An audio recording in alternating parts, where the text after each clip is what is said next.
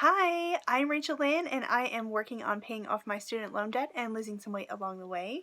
And today is my budget setup for November. I cannot believe that November is about to start. Oh my gosh, I almost forgot that I need to set up my budget, and this never happens. So anyway, I am also here to give you tips, tricks, inspiration, and motivation along your debt-free and weight loss journeys. So if you are not already, please go ahead and click that red subscribe button down below and join me along this journey so that we can inspire and motivate each other together.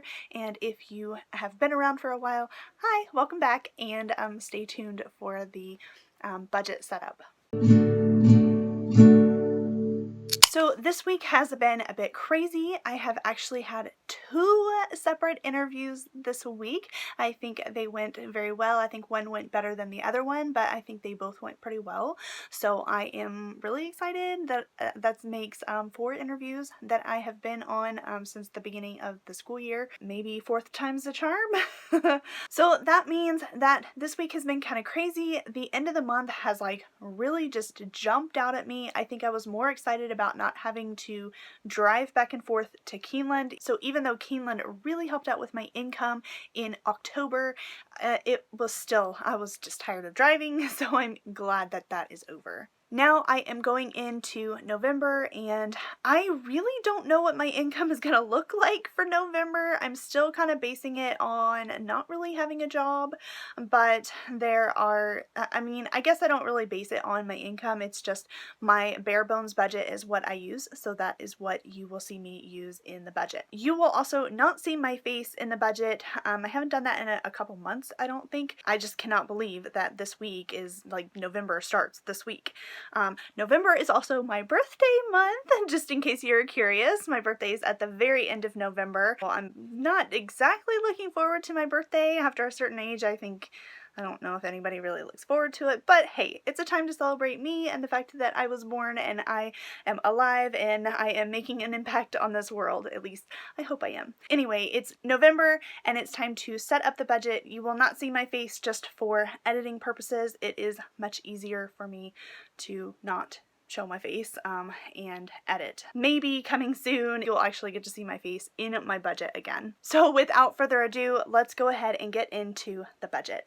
Okay, so I have just set up my budget and I cleared everything out from in here, so it's all fresh and clean and ready to start a new budget. Let's go ahead and get started. Let me make this a little bit bigger for you. So for my notes, my birthday is actually November 30th, and I'm just excited. Even though I'm not excited about getting older, but a couple years ago I got really kind of depressed about my birthday, and I decided that's no fun. So I'm going to be excited about my birthday because that's my day. So anyway, okay, moving on. I have all this cleared out. I do all of my adjustments over here. I know it still says October at the top. I just realized that while I'm editing, so I'm going to go and change that in my budget to say November at the top, not October. So you'll see that change come the mid-month update, but not in this video. So first of all, I need to check the calendar to see how many Mondays are in November. So there are 4 Mondays in November, so that means $120 will be allotted for church. Because yes, I am continuing to give to my church even though I'm on a bare bones budget. I feel like it's something that I can do, especially with making extra income in October. I should be making a bit of extra income in November, so this is something that I can keep giving towards. My savings is not something that I plan, and then of course, if I'm showing this over here, this is not the correct amounts that are in here. They'll get readjusted, but you'll want to check out my budget recap for October to see how much is actually in my savings to pay towards debt once I do have a full-time job. My rent is staying the same. I think that my income-based repayment renewed, and I think the new payment starts in October, November? I think it's November, maybe. But I think it's actually the same amount that it was before. And then I think my payment might actually be changing for my graduate loan. I think it actually might be less, but for the 1st of November, because it's automatically transferred from my main bank account to a separate account where my student loan for my graduate loans, they take out that payment automatically. So because the automatic transfer happens at the beginning of the month and they don't take the money out until the middle of the month, then I'm going to go ahead and have $110.24 transferred into that account at the beginning of the month, and then the same goes for my rent payment. The reason why this is listed as rent is because my parents are paying for my undergrad degree and I'm living at home with my parents, so I just cut out the middleman, which happens to be my parents, and I just pay that rent payment for them, and then they actually pay me the difference because my rent payment's actually less. So anyway, if these payments change, I should know in November and then be able to make a further adjustment going into December, but for November it's going to stay the same until I know definitely how much that payment's going to be. I am not making any extra payments on my student loans while I do not have a job, so once I have a job, I can actually make a payment on there. And then my extra checking account is really just half my emergency fund, so I don't really ever add anything to that. Then down here, my sinking funds, I will continue to add $25. This goes into my family time sinking fund. Any other sinking funds that need to be filled up once I have a job, then I will take it from savings to pay off debt to fill up any sinking funds that need to be filled. But I really don't think I'm going to need to fill any except for my car insurance sinking fund. It's the only one. But right now, I'm just adding my family time sinking fund because I want to make sure that I have money in there for things that I might do with my family. That has to do with my mom. Since she is really sick, I just want to make sure that I have money there to spend time with my family if it comes up. And I want it kept separate from everything else. So that's why I am continuing to add to that, even though I'm literally just moving money from savings to a different savings. And then my HP Instant Ink should stay at $5.29. Moving on down here, Verizon should be around $53 and something cents.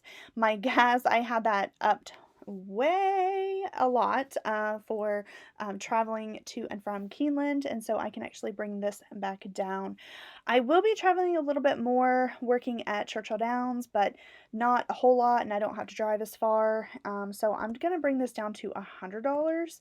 If I go over in gas, I go over in gas. That's one of those categories that like I really don't worry about going over because it's not like I just drive around just to drive around. Anyway, as for groceries, I feel like I should keep this at $25 just because that is my bare bones budget. It just gives me a little bit to buy a few snacks or things that I want for myself that my parents don't buy.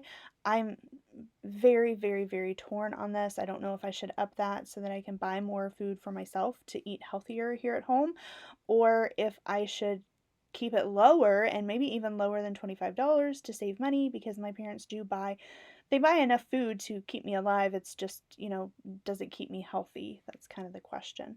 I don't know. I'm really, really torn on groceries. I am working more. I am subbing, and I'm also, I was working at Keeneland, and now I'm working at Churchill Downs, and so I'm just really, really torn on this, but not having that full-time job, it's just kind of scary. So I think for right now, I'm going to keep it at $25. If something changes, I can always adjust this at my mid-month check-in. My teaching supplies, that is just for if there's anything that I need while I'm job searching, then I keep that at $25. It seemed to suit me well. I haven't really used it most of the time, but I like having at least a little bit in there if I need it.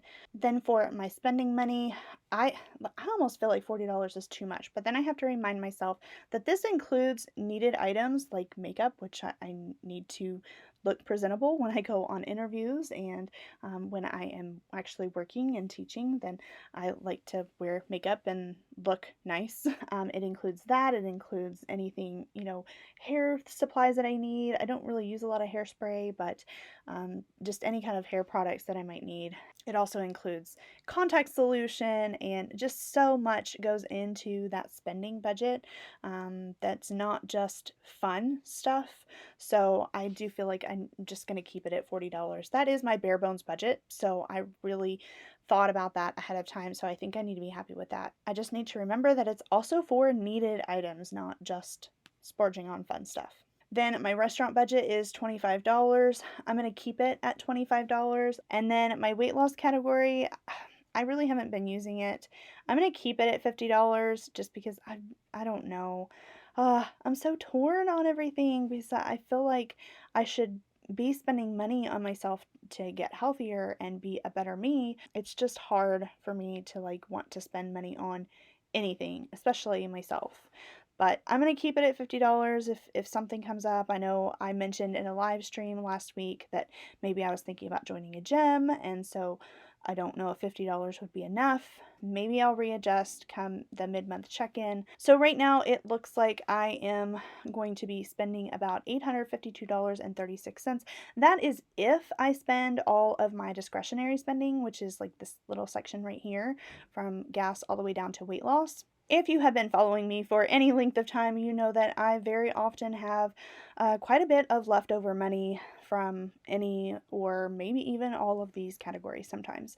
Sometimes I go over in one or two categories, but the other categories more than make up for it. So at most, for the month of November right now, it looks like I could spend up to $852.36. This is a look at my sinking funds and where I should stand at the beginning of November. I really didn't spend any money from my sinking funds in October, which you will see in my October budget recap, whatever it is that I call it, my October budget. And you'll see that I didn't really spend any sinking funds. And then I'm also looking ahead to December and Christmas.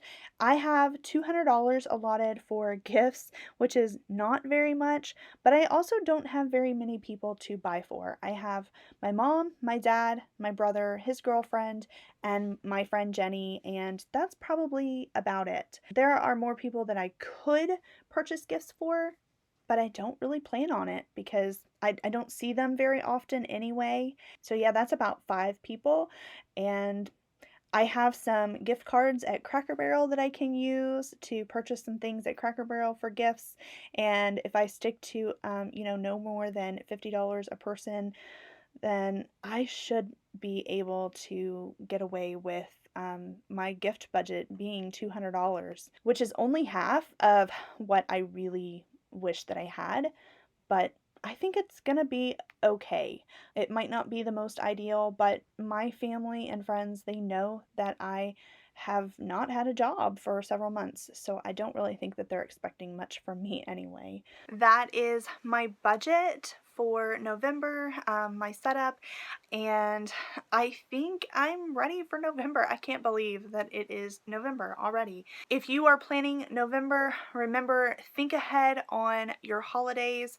I know Thanksgiving is a big thing, but we don't do a whole lot for Thanksgiving. I will actually work on Thanksgiving at Churchill Downs, so that will be a huge thing. At least I cross my fingers that it'll work. I think I've worked the last couple of Thanksgivings, and we get paid, I think, time and a half, maybe. So it's a bit more even than normal. So super excited to get paid for that and be able to work those days. And so we don't do a whole lot. But if you are planning your budget, then you're probably going to want to think about Thanksgiving spending. And then you're also going to want to think ahead to Christmas and make sure that you have at least most of your money ready for spending for Christmas, because there's Black Friday deals. You might want to go ahead and go shopping in November. And so just prepare for that. Please leave me a comment down below. Let me know what you think of my budget. Let me know if your budget is ready for November. And if there's anything that I've forgotten that you need to think about, that I should be thinking about for November, leave me a comment down below and let me know so that I remember. But I'm pretty sure I covered all of my bases. Please also remember to like this video. It really helps me out here on YouTube. And of course, subscribe, share this video, all that good stuff. And then you can also go and follow me on Instagram, where I post a little bit more updated things on my weight loss and taking Lucy for walks and different things that come up over there. Thank you so much for watching, and I will see you in the next one. Bye!